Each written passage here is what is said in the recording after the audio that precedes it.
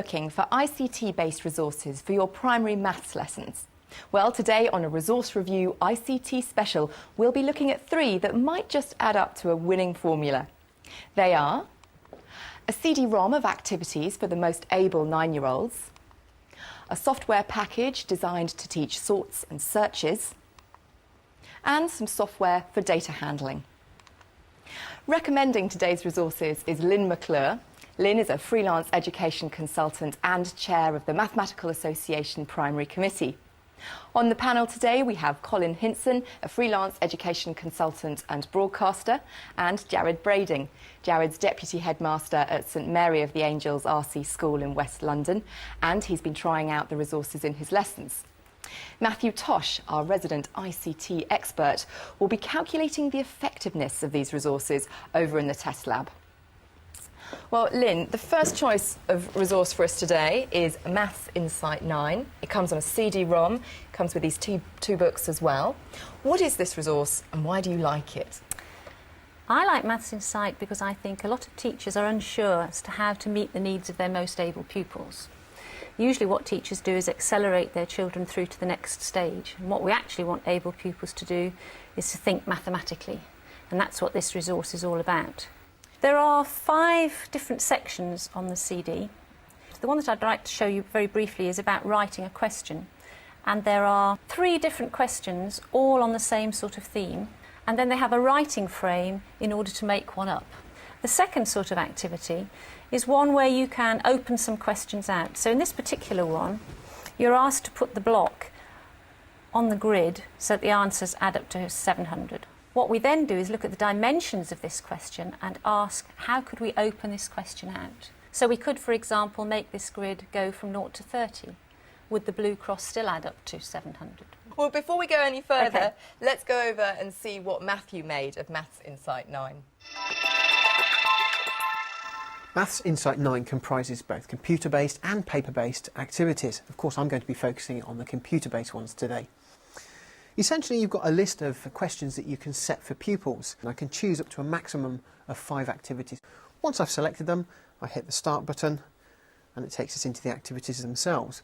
The one I'm going to start with is a kind of true and false statement quiz, and I can drag my answers down into the table. Now, you'll notice I'm just dragging them down into any old place at the moment, and there's no feedback because it's up to teachers to do the marking with this software.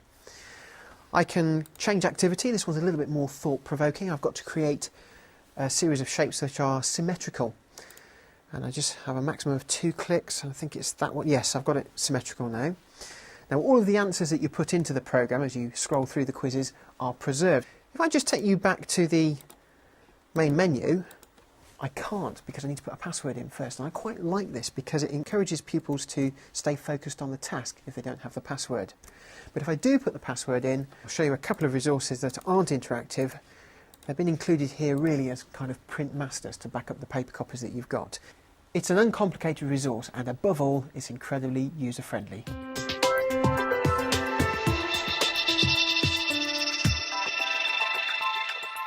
Well, let's now go to Jared, and you've actually tried this in your school. How did it go down? I used it with a small group of able children, and they really enjoyed it. It was very user-friendly.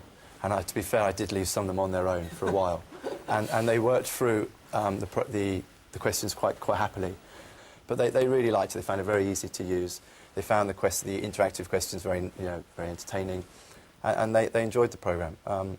I didn't take it perhaps as far as Lynn mentioned about writing a question and moving them on as much as I could have done. And now having listened to Lynn, I could move them a lot further. So, I mean, there's much more to the programme than I used at the time. You can use it as an extension activity on your interactive whiteboard or something like that, where they can move on and you talk to them as a group. But it does need a bit of input to move the children on as far as you could. Absolutely. So which is sometimes quite difficult. Colin, what are your thoughts on this one? Well, I was really pleased to see resources now being produced for gifted and talented pupils. You know, so often in the past when we've had gifted and talented pupils in the classroom, they've simply been given materials that were meant for the year above or something like that, whereas this is tailored to 9-year-olds who are gifted and talented in maths, and for that reason I think it's a very, very good resource. It's still in its infancy, provision for gifted and talented pupils, and I think this is a real step forward. OK, well, thank you all very much. Now let's move on to Lynn's second choice of resource, and it comes from Too Simple, and it's called To Investigate. So, Lynn, what is this resource, and what is it that you like about it? Well, unlike Maths in Sight, which is a series of activities all written out for the teacher to use, this is not a series of activities. This is a tool which the teacher has to interpret. This is a database. And one of the reasons that I really like it, and I like a lot of Too Simple software for the same reason, is that they have very good teacher support. So one of the first things that you can see is a whole series of videos, each one of them lasting not very long, which gives you a quick way in to doing any of these different sorts of tasks. The other thing that I wanted to show you, which I think is very good about this, is the wizard, which helps you to devise your own database. Okay. And the children can put pictures in, and they can also put sounds. So I think this is one of the prime reasons for choosing this piece of database. OK, thanks very much, Lynn. Now let's go back to Matthew and see what he makes of To Investigate. To Investigate is a simplified version of a database package. It allows you to create databases from scratch, but I'm going to demonstrate it using an example database that comes with the program.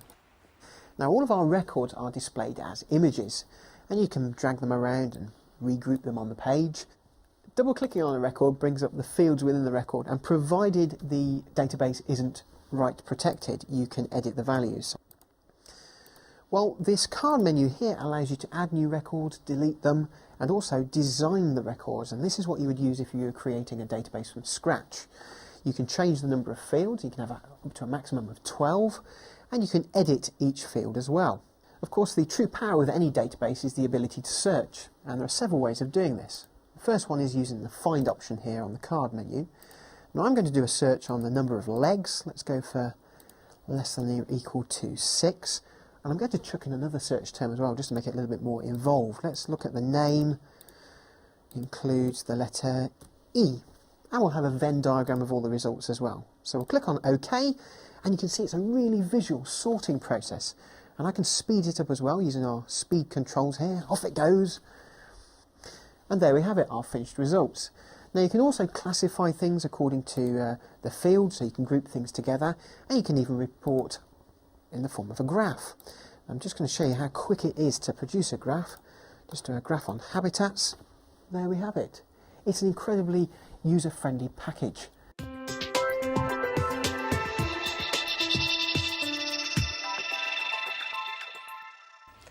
Well, Lynn, Matthew described this as a user-friendly resource, but it's not cheap. Coming in around £200, you'd want to get a lot of use out of this. And I think you could, because whereas Maths in Sight was probably only for one class, I don't see why this shouldn't be for the whole of Key Stage 2 or even the top of Key Stage 1. And if you think you were putting that on a network, actually that represents quite good value for money. OK. Well, Jared, good value or not, I mean, how did it go down in your classroom? It took us a bit of time, I have to say. Everyone's talking about how user-friendly it was. I had to spend quite a while getting started. But once I got to grips with what they're asking for, then we started to move forward quite quickly. And you can do some really good stuff with it, and the children did really enjoy it. I used a small group again, and we started to look about their own teachers. So they created a database of all the teachers in the school. So as a characteristic, we sort of feel hair colour, gender, vegetarian, tea, coffee, height, weight, and it went really well. So they were going off to find their own, to interview a teacher and bring it back. And it has got loads and loads of scope for that, as well as the stuff, the database that's already on there. So it's as good as you can make it, really. Colin, what do you think of it? Well, as soon as I saw it, and I saw it was from Too Simple, I breathed a sigh of relief, so I'm in my comfort zone, you know, because a lot of teachers are familiar with Too Simple, and picking up on that thing about using it with other subjects. I mean, to me, that actually addresses that problem with its cost. That's true. Because now you can use it in the science classroom, you can use it for history, you can use it for just about any subject within the curriculum. With cross-curricular purposes, I can see all sorts of things. Matthew did it with looking at science, didn't he, with classifying animals and so on. So, a fantastic resource. We were going to take it further, and children were going around with a digital camera to take photos of the teacher, and then they're going to import those into file and then bring that into the database as well. Can I just say you can add sound to it too? So Yeah. for those children who are not terribly good at reading and writing, they can actually record something. So that's very useful too. OK, well, time now to move on to Lynn's third choice of resource, and this is called Furballs. Yes. Tell us about this one, Lynn. I love this. I love it partly because it was invented by somebody who was a student teacher, and I think anybody who can find the time to invent something when they're a student teacher, I take my hat off to them. What is Furballs? Furballs is a series of, a set of little animals. Here they are. And they can be different colours, different shapes, and they can have different numbers of eyes. And as you can see, when I move the cursor around, the eyes follow me. Which that one's got 3 eyes. Yes, you can make them have any. So you can sort in the sense of putting them into a bar chart by colour or eyes or whatever they are. So for young children, I think this is a lovely way of showing how a data set goes into a diagram. Right. But the thing that I really like, actually, is the toolkit, where you can make a set. So if you're trying to get children to work systematically, for example, how many Furballs will there be if you've got 2 colours and they're allowed 3 different numbers of eyes? Here we are, they've got 3, and this is a red one, so let's have one of those. And then we could have a yellow one, which is the same. Let's have one of those. But then we need them with 2 eyes, so let's have one of those. Oh, I see what So you're you can doing. develop a whole set. So although it's intended, I think, to be a sorting, data handling thing, I actually think it's more than that. There's sort of quite a problem-solving element to it too. Lynn, we're just evaluating a demonstration version here. By the time our programme is broadcast, it will be out in a full version, but by that stage it won't be cheap. It will be £250 for a full site licence. It will be more than this, but will it be worth it? Well, I certainly wouldn't pay £250 for this.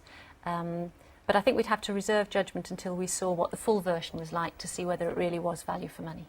But then this is free and downloadable, so everybody ought to download it now quickly whilst it's And have a still look. free. Yeah. OK. Well, Jared, what did you make of Furballs? The children loved it. They really enjoyed it. They found it a very enjoyable resource. They went away and played it. But as a starter, it was an excellent starter on the interactive whiteboard. We sorted the Furballs by eyes, by colour, by shape, and number of sizes of shape. And it was a very good starter. But then to take it further, it was a bit limited, and that was the end of the activity, really. The children on their own played with it quite nicely for 5-10 minutes and said, OK, now what do we do? And once they'd seen the eyes move around, they changed the number of Furballs to 100. They were a bit sort of, OK, now what? Colin, did you like the Furballs? I enjoyed it, and my daughter enjoyed it very much. She very much saw them as computer pets, you know, and she wanted to keep them on screen the whole time and wanting to do a lot more with them, so it'd be good to see the full version when it arrives. Absolutely. Yes.